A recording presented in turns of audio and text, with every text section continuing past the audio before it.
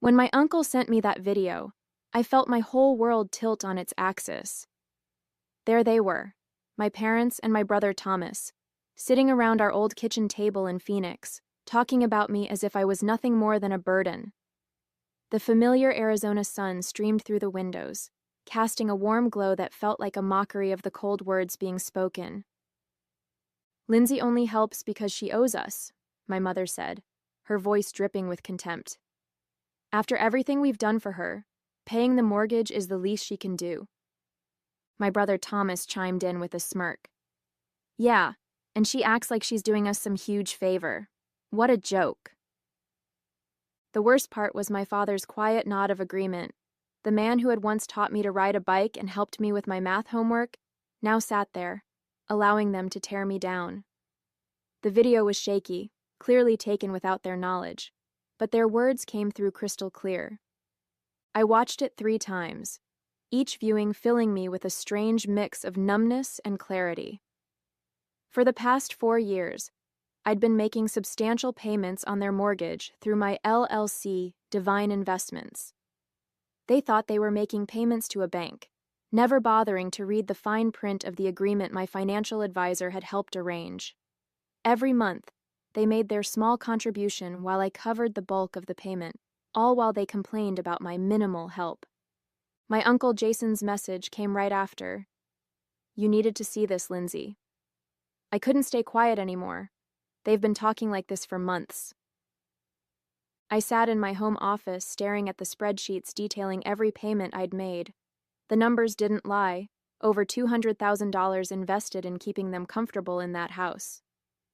My hands should have been shaking with anger, but instead they were steady as I pulled up the mortgage agreement. A small smile played at my lips as I remembered the purchase option clause my financial advisor had insisted on including. "Just in case," she'd said. Looking back, I wonder if she knew something like this might happen.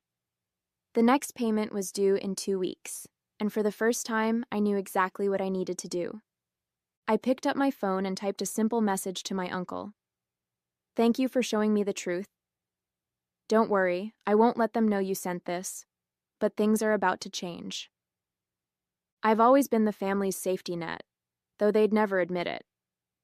4 years ago, when the housing market in Phoenix crashed and they were on the verge of losing their home, I stepped in. I was 27 then, already successful in my career as a software development manager. The irony was that they never approved of my career choice. They wanted me to take over my father's struggling real estate business instead. "Software is no career for a woman," my mother would say, her lips pursed in disapproval. "Your brother Thomas is the one with the real business sense." Yet Thomas, with all his business sense, had nearly bankrupted the family company within 2 years of taking over. When they needed help with the mortgage, I consulted my financial advisor, Kate. She suggested a creative solution. Create an LLC, buy the house through it, and let them think they're still dealing with a bank? That way, you protect yourself legally while helping them. It seemed perfect at the time. I could help without dealing with their pride. The arrangement worked smoothly. Divine Investments, LLC became their mortgage holder, and I supplemented their monthly payments without them knowing. They maintained their dignity, and I kept my family stable. My Uncle Jason was the only one who knew the truth, having overheard Kate and me discussing it at a family gathering. "You're too good to them, Lindsay," he'd said then. "They don't deserve your kindness." I defended them, of course. Their family. They might not understand my choices, but they've always given me a home. Now, watching that video for the 4th time, I realized how wrong I'd been. Their words played on repeat in my mind. "She owes us." What a joke. "The least she can do." Each phrase felt like a knife twisting deeper. I opened my laptop and logged into the LLC's account. The next mortgage payment was due on the 15th, just 2 weeks away. They'd never been late before, always transferring their portion like clockwork. But now, knowing how they really felt, I had no intention of covering the rest this time. Let them face the consequences of their ingratitude. Let them deal with the bank on their own. They had no idea that their daughter, the worthless burden, was actually their landlord. The thought brought a smile to my face. Sometimes karma needs a little push. The video wasn't the end of it. My Uncle Jason sent me more evidence the next day. Screenshots of family group chat messages I'd been deliberately excluded from. They'd created it 6 months ago, appropriately named Family Finances. Each message felt like another betrayal, deeper than the last. Lindsay thinks she's so special with her tech job, Thomas had written. She barely helps with the mortgage while I'm here every day running Dad's business. My mother's response made my blood run cold. We should ask her for more money. She's single with no kids. What else does she spend it on? After all we sacrificed to raise her, she can't even properly support her family. I pulled up my financial records, hands trembling slightly as I calculated the total. Over the past 4 years, I'd contributed $267,843 toward their mortgage through Divine Investments, while they'd only paid $52,157. They thought their $1,100 monthly payments to the bank were the bulk of the mortgage. They had no idea I was covering the additional $5,400 every month. My phone buzzed. A message from my mother. "Sweetie, could you come to dinner this Sunday? We need to discuss something important." I knew exactly what that something was. They were planning to ask for more money, probably with emotional manipulation and guilt-tripping as side dishes. The thought of sitting there, pretending I didn't know what they really thought of me, made my stomach turn. I called Kate, my financial advisor. "I need to know my options with the purchase agreement." "I had a feeling you might," she said, not sounding surprised at all. "Remember that clause we included? If they miss a payment, Divine Investments can exercise the purchase option immediately. The house would be yours outright, and they'd become month-to-month tenants." A plan started forming in my mind. And if they were late with rent? Standard Arizona eviction laws would apply. You'd be within your rights to give them notice. She paused. "Lindsay, are you sure you want to go this route?" I thought about years of condescension, of being the family ATM while they mocked me behind my back. I thought about Thomas running our father's business into the ground while they praised his business sense. I thought about every snide comment about my career, my life choices, my supposed obligations to them. "Yes," I replied, my voice steady. "I'm sure. But I won't tell them anything yet. Let them think everything's normal for now." I texted my mother back. "Of course I'll come to dinner. Looking forward to it." The heart emoji felt ironic, but necessary. After all, they'd taught me well. Sometimes the best revenge requires a perfect poker face. The next mortgage payment was due in 13 days, and for the first time since this arrangement began, I wouldn't be there to catch them when they fell. Sunday dinner felt like an exercise in self-control. I arrived at their Phoenix home exactly at 6, the setting sun painting the desert landscape in shades of orange and purple. The house, my house technically, looked exactly as it had for the past 20 years. The familiar scent of my mother's lasagna wafted through the air, a calculated choice meant to remind me of happier times. "Lindsay, sweetheart." My mother rushed to hug me, her designer bracelet catching the light. I noticed it was new, probably purchased with money they should have put toward their mortgage payment due in 9 days. Thomas sat at the dining table, looking smugger than usual in his pressed business casual attire. "Hey, sis. Good of you to make time for your family." I smiled, remembering his message about me barely helping. If he only knew that his entire lifestyle depended on my generosity. "I always have time for family," I replied, the irony thick in my throat. My father emerged from his study, his reading glasses perched on his nose. He was reviewing some papers that I glimpsed were bank statements. The sight nearly made me laugh. They were preparing their pitch carefully. "Before we eat," my mother began, setting down the lasagna, "we wanted to talk about something important." She glanced at my father, who nodded encouragingly. "Of course," I said, serving myself a portion. "What's on your mind?" Thomas cleared his throat. "Well, as you know, Dad's business has been facing some challenges. The real estate market isn't what it used to be. I took a bite of lasagna, chewing slowly. The business had been facing challenges ever since Thomas took over, despite the Phoenix market being stronger than ever. We've been thinking, my mother continued, reaching for my hand across the table, about how blessed we are to have such a successful daughter. Your father and I sacrificed so much to give you a good education. I watched her performance with newfound clarity. The gentle touch, the reminder of their sacrifices. It was all so carefully choreographed. The mortgage payment has become quite a burden, my father added, his voice carrying that particular tone of paternal authority he'd always used to make me feel small. And with you doing so well in your computer work. Software development, I corrected automatically, though they'd never bothered to understand the difference. Right, he waved dismissively.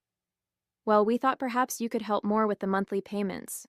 After all, this is your family home too. If they only knew how much of it was already mine. We're only asking for an extra $2,000 a month, my mother added quickly. It's not much considering your salary. I took another bite of lasagna, using the moment to maintain my composure. They wanted $2,000 more when they didn't even know I was already paying over $5,000? The audacity was almost impressive. I'll think about it, I said finally, my voice neutral. Times are a bit uncertain right now. Uncertain? Thomas scoffed. Please, we all know you're doing fine. Unlike some of us who are actually working hard to keep this family's legacy alive. I smiled, thinking about the notification their bank would send when they missed their payment next week. You're right, Thomas. Sometimes we all get exactly what we deserve. After dinner, I excused myself to use the bathroom, but took a deliberate detour past my father's study. The door was ajar, and I could hear my parents and Thomas talking in hushed voices. I paused, my heart pounding as their words drifted out. She's not going to help, Thomas said, his voice bitter. Did you see how she just sat there, acting all superior with her tech money while our business is struggling? Patience, my father replied. We have another option. Remember those investment documents I found in her cloud storage when she used our Wi-Fi last month? She's been hiding money from us in some company called Divine Investments. My blood ran cold. They'd snooped through my files during my last visit. I'd carelessly used their Wi-Fi without a VPN, and my cloud storage had synced automatically. I looked it up, my father continued. It's a legitimate LLC, and it's doing very well. She's been squirreling away money there instead of helping her family. I raised a snake. My mother's voice chimed in. We'll give her one more chance to help voluntarily. If not, I'll remind her about that time in college when she took money from your business account for her tuition. She thought we never knew, but we have proof. She'll have to help us then. I had to bite my lip to keep from laughing. The money they were talking about? I'd borrowed it with my father's permission when their check for my tuition bounced. I'd even paid it back within a month, with interest. I had emails proving everything. Their attempted blackmail was as pathetic as it was desperate. And if that doesn't work, Thomas added, we can always reach out to her company's HR department, ask some questions about her mental stability, maybe suggest she's been stealing company resources for personal projects. That would get their attention. The casual way they discussed destroying my career sent ice through my veins. These people weren't family. They were parasites wearing family masks. I quietly slipped back to the bathroom, flushed the toilet for show, then returned to the dining room. They filed back in moments later, all wearing practiced smiles.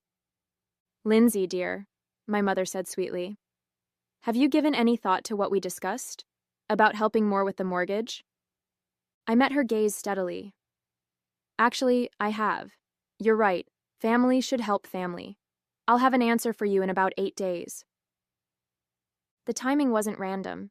Their mortgage payment was due in 8 days, and I knew exactly what would happen when they missed it. Divine Investments would finally reveal its true ownership. 8 days? Thomas frowned. Why such a specific timeline? I stood up, gathering my purse. Just need to check some things with my financial advisor. You understand, right? Being careful with money is just good business sense. I smiled at Thomas as I echoed their favorite phrase. My mother walked me to the door, pulling me into another calculated hug. We knew you'd understand, sweetheart. Family always comes first. Yes, I agreed, thinking of the eviction notice I'd already drafted. Family always gets exactly what they deserve. As I drove home, I called my Uncle Jason. You were right about them, I said when he answered. But don't worry, I'm done playing the silent partner in their little drama. It's time for the final act. The week crawled by with excruciating slowness. My family kept up their pressure campaign, sending daily texts about their urgent financial situation. Each message only strengthened my resolve. I forwarded everything to Kate, my financial advisor, who was helping me prepare for the inevitable confrontation. The paperwork is ready, Kate confirmed during our meeting 3 days before the payment was due. Once they miss the payment, Divine Investments can exercise its purchase option immediately. I've also prepared the eviction notices just in case. I nodded, reviewing the documents. And you're sure everything's legally sound? They can't fight this? They signed the agreement 4 years ago, Kate assured me. Your father barely read it. He was too desperate for the bailout.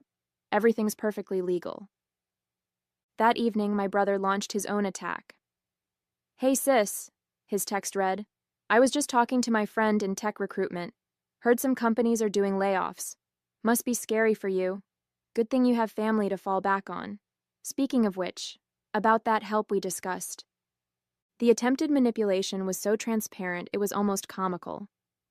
I showed the message to my Uncle Jason over coffee the next day. They never change, he said, shaking his head. Your aunt and I watched them do this to everyone in the family. It's why we distanced ourselves years ago. Did you know they went through my files when I visited? I asked. Not surprised. They did the same to your cousin when she stayed there last year. They're always looking for leverage. He paused. Are you ready for the fallout? They won't take this well. I thought about their threats to contact my company's HR, their plans to blackmail me, their years of taking my help while mocking me behind my back. I'm ready. They made their choice. Now they'll face the consequences. 2 days before the payment was due, my mother called. Lindsay, we need your answer about the mortgage help. Times are tough, and family needs to stick together. Don't worry, Mom, I replied, my voice steady. Everything will be clear very soon. That night, I received an email from the family's bank. They'd tried to transfer money from their account to Divine Investments, but the payment had bounced. They were already overdrawn. I forwarded the notification to Kate. Here we go, she replied. Want me to start the proceedings tomorrow? I thought about the lasagna dinner, their smug faces, their casual discussion of destroying my career. I thought about the years of manipulation, the constant demands, the endless ingratitude. No, I typed back. Let's wait until the payment officially fails. Let them spend the next 2 days thinking everything's fine. They taught me well. Timing is everything. I opened my laptop and began drafting an email to my company's HR department, documenting my family's threats and including the evidence Uncle Jason had gathered. Better to get ahead of their potential attacks. The end was in sight, and I was leaving nothing to chance.